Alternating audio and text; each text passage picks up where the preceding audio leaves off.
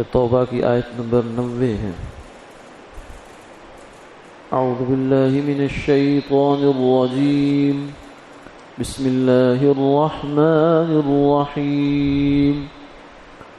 وجاء المعذرون من الأعراب ليؤذن لهم وقعد الذين كذبوا الله ورسوله سيصيب الذين كفروا منهم عذاب أليم ليس على الضعفاء ولا على المرضى ولا على الذين لا يجدون ما ينفقون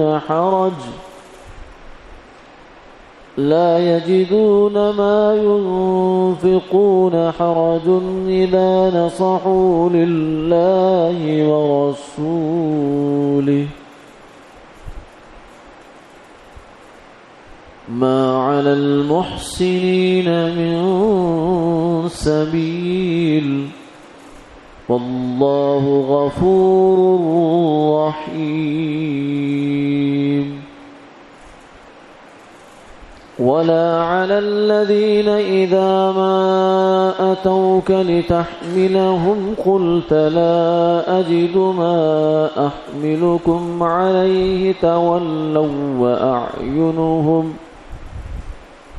تولوا وأعينهم تفيض من الدمع حزنا ألا يجدوا ما ينفقون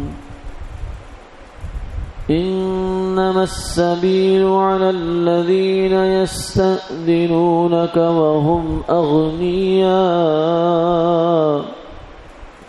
رضوا بأن يكونوا مع الخوالف وطبع الله على قلوبهم فهم لا يعلمون صدق الله العظيم۔ اور گوار آپ کے پاس آئے بہانہ کرنے والے تاکہ ان کو رخصت مل جائے، اور بیٹھ رہے وہ لوگ جنہوں نے جھوٹ بولا تھا اللہ اور اس کے رسول سے، اب ان میں سے جو کافر ہیں انہیں دردناک عذاب ملے گا۔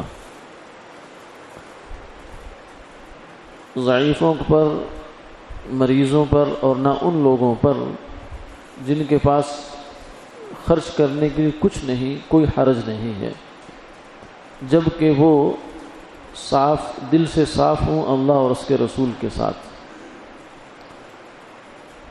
نہیں ہے نیکی کرنے والوں پر الزام کی کوئی راہ، اور اللہ بخشنے والا مہربان ہے۔ اور نہ ان لوگوں پر کہ جب وہ آپ کے پاس آئے تاکہ آپ ان کو سواری دیں تو آپ نے فرمایا کہ میرے پاس تو کوئی ایسی چیز نہیں جس پر تمہیں سوار کروں، تو الٹے پھرے جبکہ ان کی آنکھیں آنسوؤں سے بہہ رہی تھی، اس بات پر غم کرتے ہوئے کہ ان کے پاس خرچ کرنے کے لیے کچھ نہیں۔ الزام تو ان لوگوں پر ہے کہ جو آپ سے اجازت مانگتے ہیں اس حال میں کہ وہ غنی ہیں، وہ اس بات پر راضی ہو گئے کہ وہ پیچھے رہ جانے والوں کے ساتھ ہو جائیں، اور اللہ نے ان کے دلوں پر مہر لگا دی، وہ نہیں جانتے۔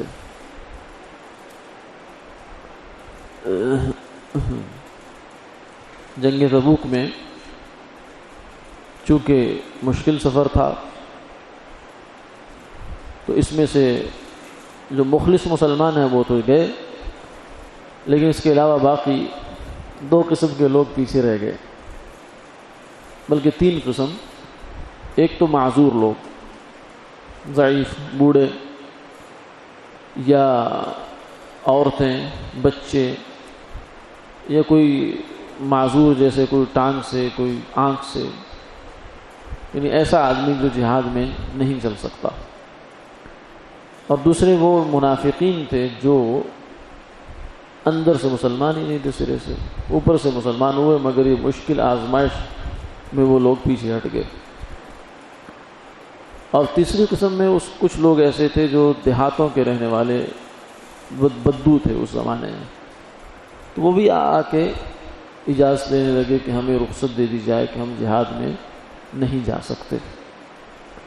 تو ان میں سے کچھ تو منافق قسم کے لوگ تھے، اور کچھ ویسے ہی جیسے ایک غافل اور سستی والے لوگ ہوتے وہ تھے۔ تو پہلی آیت میں جو تذکرہ ہے وہ ان لوگوں کا ہے جو دیہاتوں سے آئے اور آ کر، کیونکہ تبوک کی تیاری میں آپ صلی اللہ علیہ وسلم نے کھلا اعلان کیا تھا کہ ہم نے فلاں جگہ جانا ہے اور جہاد ہے، تو جس اپنی تیاری کر کے نکل آئیں۔ مدینہ منورہ سے بھی اور دائیں بائیں سے بھی آپ صلی اللہ علیہ وسلم نے پورا لشکر جمع فرمایا۔ تو چونکہ ان کو بھی جانے کی طرف دعوت تو دی گئی، اس لیے آ کر حضور صلی اللہ علیہ وسلم کی خدمت میں عذر پیش کرنے لگ گئے۔ فرمایا کہ ان میں سے جو لوگ کافر ہو گئے، جو تو مسلمان تھے ان کے ذمہ تو گناہ آیا، لیکن جو پکے کافر ہیں شروع سے ہی، ان کا یہ مسئلہ تھا کہ ان کے لیے پھر اللہ کی طرف سے دردناک عذاب بھی ہے، یعنی جہنم کا فیصلہ بھی ان کے لیے ہے۔ اگلی آیت کے اندر ان لوگوں کا تذکرہ ہے جو کسی عذر کی وجہ سے رہ گئے۔ اس نے فرمایا کہ ضعیف لوگوں پر، بیماروں پر، اور نہ ہی ان پر جن کے پاس بیچاروں کے پاس کچھ بھی نہیں، یعنی ویسے تو آدمی ٹھیک ہے، صحت مند ہے، مگر چونکہ سفر بہت لمبا تھا، تبوک تک جانا کئی 100 کلومیٹر کا فاصلہ تھا، تو وہاں بغیر سواری کے جانا تو مشکل تھا۔ سواریوں والے تیز بھی چلتے ہیں، پیدل آدمی ذرا تاخیر سے آتا ہے،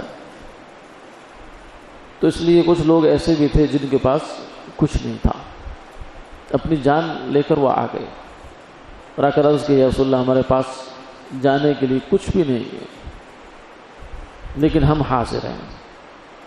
ادھر منافقین، اللہ نے دو رخ دکھائے تصویر کے۔ منافق لوگ ایسے ہیں کہ جن کے پاس سواریاں بھی موجود ہیں، مال بھی موجود ہے، اسباب بھی موجود ہے، سب کچھ ہے، مگر کہتے ہیں ہمیں جہاد سے چھوٹ دے دی جائے۔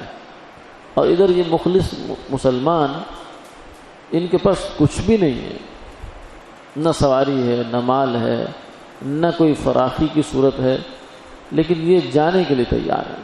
تو اس سے معلوم یہ ہوا کہ یہ جو دینی کام ہوتے ہیں اس طرح کے، جہاد ہے، حج ہے، اللہ کے راستے کا خروج ہے، نکلنا ہے، تو اس میں اسباب کا کوئی دخل نہیں ہوتا کہ جس کے پاس اسباب زیادہ ہیں وہ زیادہ قبول ہو جائے گا اللہ کے، نہیں، ایسا نہیں، بلکہ اس میں تو انسان کے اپنے جذبے، ارادے اور نیت کا دخل ہوتا ہے کہ جس کی جو جتنی نیت ہے وہ اتنا کامیاب ہو جائے گا۔ تو اسباب والے بیٹھے رہ جاتے ہیں۔ کتنی دفعہ دیکھا سنا کہ لاکھوں کروڑوں کمانے والے اور خرچ کرنے والے وہ بیچارے باوجود چاہنے کے حج بیت اللہ کی مثلا سعادت سے محروم ہے، اور ایک آدمی جو ہے وہ بیچارہ ریڑھی لگاتا ہے، جو کہ اور اس طرح کا چھوٹا موٹا اس کا روزگار کا سلسلہ ہے، اور اللہ تعالیٰ اسے اپنے گھر بلا لیتے ہیں۔ تو اس سے آدمی کو یہ یقین ہو جاتا ہے کہ یہ معاملہ پیسے کا نہیں ہے، یہ اسباب کا نہیں ہے، وسائل کا نہیں ہے، یہ اللہ کی طرف سے منظوری ہوتی ہے تو جب ہی کام ہوتا ہے۔ تو یہاں بھی اللہ تعالیٰ نے جب دونوں تصویر کے دونوں رخ ہمیں دکھائے تو اس سے ہمیں یہ بات سمجھ میں آئی کہ ایک طرف وہ لوگ کہ سارے اسباب وسائل موجود ہیں، صحت بھی ٹھیک ہے، قوت بھی ہے، جسم میں طاقت بھی ہے، یعنی جہاد پر جانے کے پورا نصاب مکمل ہے، لیکن دوسری جانب بیچارے وہ لوگ ہیں کہ جن کے پاس کچھ بھی نہیں، لیکن جذبوں میں بہت بڑا فرق آ گیا۔ جس کے پاس سب کچھ ہے وہ کہتا ہے میرا سب کچھ بچ جائے، دین پر میرا کچھ بھی نہ لگے، ایک قطرہ بھی خون کا میرا نہ لگ جائے، اور جس کے پاس بیچارے کے پاس کچھ نہیں ہے وہ سب کچھ لے کے حاضر ہو گیا، یہ اپنی جان لے کر حاضر ہو گیا۔ اور فرمایا کہ جب آپ نے ان کو واپس کیا ہے، اور آپ نے کہا کہ کیونکہ ایسے تھا، اس کو جیش العسرہ بھی کہتے ہیں، تنگی کا ایک زمانہ تھا یہ، تو اونٹ، ایک ایک اونٹ پر کئی کئی لوگ سوار ہوتے تھے، کچھ لوگ پیدل چلتے تھے، پھر اونٹ چلتا تھا، پھر ان کی باری ہوتی تھی وہ اتر جاتے تھے، پھر دوسرا چل پڑتا تھا۔ تو اس طریقے کا خروج ہوا کہ اس میں سواریاں بھی مکمل نہیں تھی۔